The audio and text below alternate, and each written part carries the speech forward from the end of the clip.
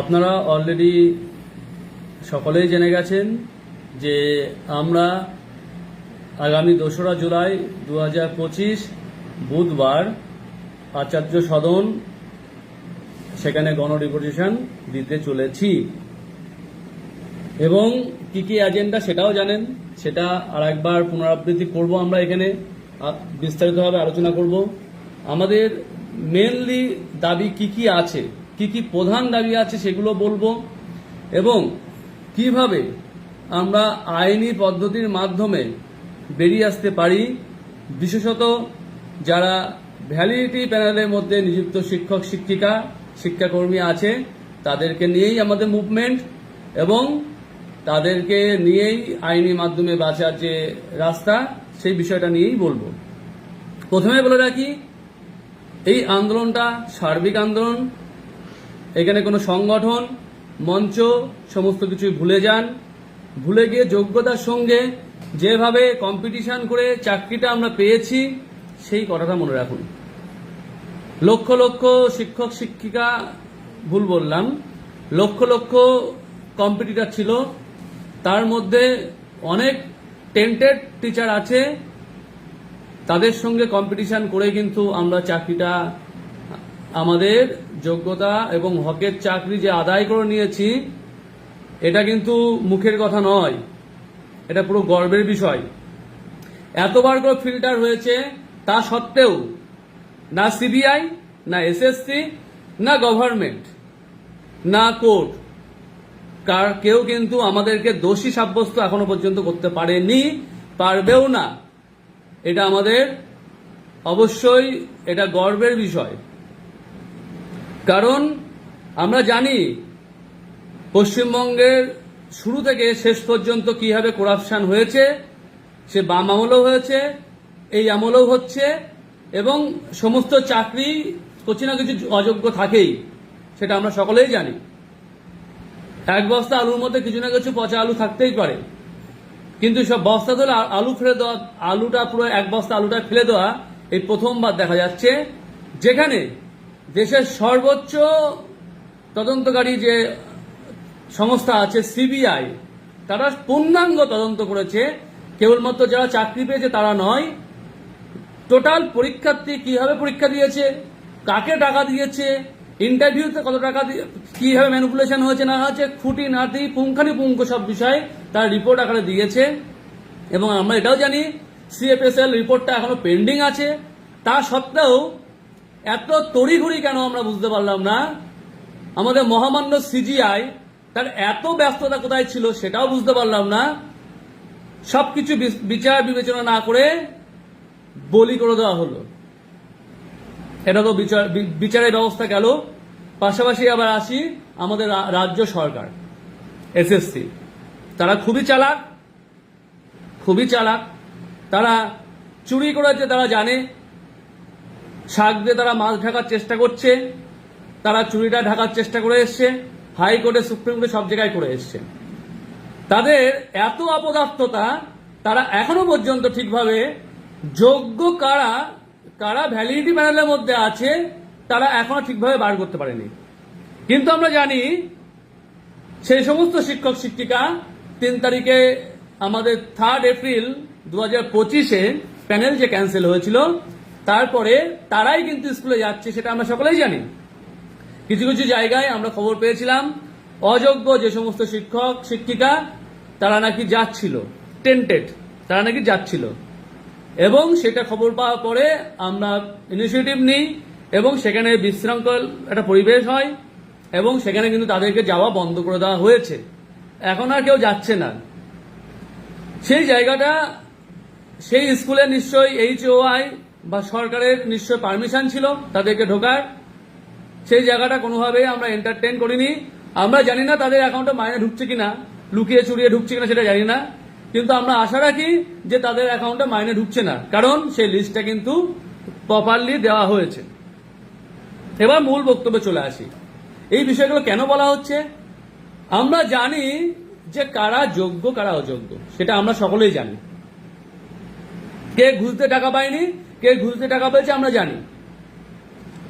কে হাত পেটে ঘুষটা নিয়েছে, কে কিভাবে চাকরি দিয়েছে সেটা আমরা জানি। এত বড় সরকার তারা জানে না, এসএসসি জানে না, কারণ চেয়ারম্যান নতুন। এই সমস্ত গল্প দিলে হবে? আমাদের এখন জীবন মরণের বিষয় চলছে, আমাদের নাকি এখন চাকরির পরীক্ষা দিতে হবে, আমাদের আবার যোগ্যতা পরীক্ষা দিতে হবে। এটা মহামান্য সুপ্রিম কোর্টের ভার্ডিক্ট, আমরা সেটাকে মন্দির ভাবি, সঠিক বিচারে আশায় সেখানে যাই আমরা। কিন্তু র্যাঙ্ক জাম্প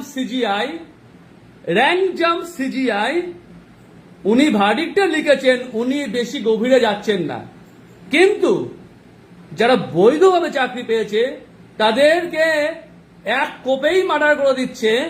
এটা হচ্ছে ভারতের বিচার ব্যবস্থা। ভাবুন, আপনাদের ভাবতে হবে। শুধু শিক্ষক শিক্ষিকা নয়, সুশীল সমাজ, ছাত্র ছাত্রী সবাইকেই ভাবতে হবে। কারণ এই দুর্দিনটা শুধুমাত্র 2016 সালের মধ্যে থেমে থাকবে না, এই বিপর্যয়টা কিন্তু সকলের মধ্যেই ঘুরে আসবে। দেখবেন এরপর প্রাইমারি প্যানেল আছে, তারপরে কোন আমলে কোনটা টান পড়বে বুঝতে পারছেন না। অনেকে ভাবছেন অনেকদিন হয়ে গেছে, সেফ সাইড চলে গেছেন, কোথা থেকে যে মরার ওপরে খাড়া ঘা পড়বে কেউ বুঝতে পারবেন না। এবং এটা আমরা বলছি আমাদের সহকর্মী, আমাদের সিনিয়র যারা আছেন তাদেরকে বলছি, শিক্ষক সমাজকে, শিক্ষক সমাজের অঙ্গ হিসেবে আমাদের লজ্জা করে যে আমরা শুধু 2016 সালে যারা শিক্ষক শিক্ষিকা যারা আমরা এখানে ভিকটিম হয়েছি তারাই শুধুমাত্র আন্দোলন করছি, বাকিদেরকে সেভাবে সাড়া দেখা যাচ্ছে না। স্টাফ রুমের চিত্রটাও রকম বেশিরভাগ স্কুলে, খুব কম স্কুলে আছে সেটা খুব ভালো। তারা বেশিরভাগই ঘুষ দিয়ে চাকরি পেয়েছিল? এই কোশ্চেনে থাকবে না? কোশ্চেনে থাকবে। কারণ আমার কিছু হয়নি বলে আমি হাততালি দেব, আনন্দ পাবো, সেটা কখনোই হয় না। যেটা হওয়া উচিত, সবাই মিলে, এখানে শিক্ষক সমাজের বিষয়, সমাজের মেরুদণ্ড গড়ার কারিগর হচ্ছে শিক্ষক, সেই শিক্ষককে কলঙ্কিত করে দিচ্ছে, তাদের যোগ্যতা নিয়ে কোশ্চেন আসছে। যেখানে অন্যায় আমরা করিনি, অন্যায় করেছে সরকার, তার সাজা পাচ্ছি আমরা। এখানে অনেক বড় বড় বিচারপতি আছে, তারাও জানে তাদের আর্গুমেন্ট অনেক ভুল, কিন্তু ভুলের ওপর দাঁড় করিয়ে তারা একটা ভুল বিচার বার করে আনলো। এটা অন্যান্য সাধারণ পরীক্ষার মতো বিষয় নয়, এটা মাধ্যমিক উচ্চ মাধ্যমিক পরীক্ষা নয়। ভার্ডিক্টে লেখা আছে এটা পরীক্ষা, সেটা মাধ্যমিক পরীক্ষার একটা উল্লেখ করা ছিল। সেই পরীক্ষা ক্যান্সেল হলে ছাত্ররা আবার পরীক্ষা দিলে কিছু এসে যায় না। এখানে এই পরীক্ষায় সবাই নিয়োগ পেয়ে গেছে এবং চাকরি চলছে, সসম্মানে চাকরি করছে, এবং তাদের বিরুদ্ধে কোনো দুর্নীতি প্রমাণ হয়নি, কেউ প্রমাণ করতে পারেনি এতদিন ধরে ইনভেস্টিগেট করে। তা সত্ত্বেও কিন্তু, প্রমাণ না হওয়া সত্ত্বেও তারা সাজা পাচ্ছে। কেন? সিস্টেমেটিক ফ্রডের রেকটিফিকেশন অনেক জায়গা আছে, পরীক্ষা কখনো সেটা নয়। আমরা বারংবার তুলে ধরেছি বিভিন্ন সমস্যার কথা। অনেক ম্যাডাম আছেন তারা প্রেগনেন্ট, সেই সময় পরীক্ষায় বসতে পারবেন না, অনেকের শারীরিক অবস্থা ভালো নয়, অনেকে পরীক্ষায় বসতে গিয়ে তাদের নার্ভাস সিস্টেম ব্রেকডাউন হয়ে যাবে। আজ থেকে 10 বছর আগে যখন আমরা পরীক্ষা দিয়েছি, তখন যদি পরীক্ষার চাকরিটা না পেতাম তাহলে অল্টারনেটিভ কিছু না কিছু ব্যবস্থা হতো। এখানে প্রথমে সামাজিকভাবে আমাদের সম্মানহানি এবং জীবন জীবিকার অধিকারটা কেড়ে নেওয়া হচ্ছে। কোনোভাবে যদি চাকরি না পাই তাহলে আবার সেই বেকার হয়ে থাকতে হবে। এটা তো আমাদের পার্সোনাল বিষয় গেল। আর একটা বিষয়, ছাত্রছাত্রী সমাজের কথা ভাবি। যারা আমাদের হাত থেকেই অনেক ছাত্রছাত্রী এখন ভালো জায়গায় প্রতিষ্ঠিত আছে, ডাক্তার ইঞ্জিনিয়ার হয়ে গেছে, ভালো ভালো জায়গায় চলে গেছে, তারাও যখন দেখবে তার স্যার আবার অযোগ্য হয়ে যাচ্ছে সরকারের ভুলে, কোর্টের ভুলে, সেটা কি লজ্জা লাঞ্ছনার বিষয় নয়? সবাই শুভবুদ্ধি সম্পন্ন শিক্ষিত সমাজের কাছে লজ্জার বিষয়, সরকার তো অবশ্যই, আমি সেটা বিশ্বাস রাখি। সেই জায়গায় দাঁড়িয়ে আমরা এই ফার্স্ট টাইম ভ্যালিডিটি প্যানেলে পাওয়া শিক্ষক শিক্ষিকাদের নিয়ে আগামী 2 তারিখ আচার্য সদন এসএসসি অফিস আমরা কিন্তু যাচ্ছি, এবং এখানে সমস্ত সংগঠন মঞ্চ সবকিছু ভুলে গিয়ে একটা বিষয়ই মাথায় রাখবো, যারা ভ্যালিডিটি প্যানেলের মাধ্যমে যোগ্যতার সঙ্গে চাকরি পেয়েছে, কোন রকম ভাবে কোনো সমস্যা থাকতেই পারে, সব সমস্যা সাইডে রেখে দিয়ে আমাদের সেদিনকে কিন্তু এসএসসি ভবনে করুণাময়ী ওখানে জমায়েত আছে 12টার সময় করুণাময়ী বাস স্ট্যান্ড ওখানে আপনারা পোস্টার দেখেছেন। সে জমায়েত করে আমরা এসএসসি ভবনের সামনে যাব এবং আমাদের বেশ কিছু দাবি দাওয়া আছে, সেই দাবি দাওয়াগুলো কিন্তু আমরা ডেপুটেশন আকারে তুলে ধরবো এবং বেশ কিছু কর্মসূচি আছে। তার মধ্যে একটা চিঠি দেওয়ার ব্যাপারটা, যেটা আমরা পরীক্ষায় বসতে চাইছি না, সেই চিঠিটাও দেওয়া হবে, ফরম্যাটটা আবার দিয়ে দেবো আমরা। আর একটা ভেবেছি গণ আরটিআই ব্যাপারটাও আমরা বিস্তারিত জানাচ্ছি। তার পাশাপাশি সকলে যারা আসবেন নিজেরা নিজেদের থিম, শিক্ষক আন্দোলনের থিমটা অন্যরকম থাকবে, আপনারা থিম সেভাবে আসুন রেডি হয়ে, ফ্লেক্স প্ল্যাকার্ড বানিয়ে আনুন। প্রোটেস্টটা জোরদার হওয়া উচিত, সমাজের কোনায় কোনায় নড়ে যাওয়া উচিত। এটা শুধুমাত্র শিক্ষকদের অবমাননা নয়, সমাজ ব্যবস্থার অবমাননা। এবং এই সরকার, এই এসএসসি যেভাবে অন্যায় অবিচার আমাদের প্রতি করছে তার বিরুদ্ধে সোচ্চার হওয়া কিন্তু এই এখনই সময়। কারণ খুব তাড়াতাড়ি সামার ভ্যাকেশনের পরে সুপ্রিম কোর্ট ওপেন হবে, আমরা আশাবাদী আমাদের রিভিউটা অ্যাকসেপ্ট হবে। সেই জায়গায় রিভিউ অ্যাকসেপ্টে মূলধন হিসাবে এবং রিভিউটা অ্যাকসেপ্ট হওয়ার আগে ক্লোজ ডোরে যখন ডিসকাশন হবে, আর্টিকেল 12 বডি এসএসসি যারা রেকমেন্ডিং বডি, তারা যাতে যোগ্য অর্থাৎ ভ্যালিডিটি প্যানেলে, বৈধ ভ্যালিডিটি প্যানেলে থাকা শিক্ষক শিক্ষিকাদের একটা সার্টিফাইড লিস্ট এফিডেভিট করে কোর্টে অবশ্যই দেয়, যাতে কোর্ট কোন রকম ভাবে বিভ্রান্ত না হয়। কারণ আমাদের যে কেসটা খুবই কমপ্লিকেটেড কেস, এত বড় কেস এত শর্ট টাইমে সলভ করা মুশকিল। 5 মিনিট টাইম থেকে আমরা যদিও জেনেছি, 5 মিনিট টাইমের মধ্যে যারা বিচারপতি থাকবেন তাদের পক্ষে বুঝে ওঠা খুবই কঠিন ব্যাপার। যাতে তাদের বুঝতে সুবিধা হয় এবং আর্টিকেল 12 বডি এই লিস্টটা দেয়, এই লিস্টটা আদায় করার দায়িত্ব কিন্তু আমাদের। লিস্টটা এমনি এমনি তুলে ধরবে না, এমনি এমনি দেবে না, আদায় করার দায়িত্বটা একমাত্র আমাদের। অনেকে ভয় পাচ্ছেন আন্দোলনটা 21 তারিখের মতো হয়ে যাবে না তো? আবার বলি, আন্দোলনটা 21 তারিখের মতো হয়ে যাবে না তো? হলফ করে বলতে পারি কোনোভাবেই আন্দোলন 21 তারিখের মতো রূপ নেবে না, 21 তারিখের মতো রূপ নেবে না। কারণ আমরা সকলেই ভ্যালিডিটি প্যানেলে থাকা শিক্ষক শিক্ষিকাদের দাবি একটাই, সুর একটাই, এবং আমরা একই সঙ্গে থাকব এবং আমাদের দাবি দাওয়া হাসিল করেই ছাড়ব।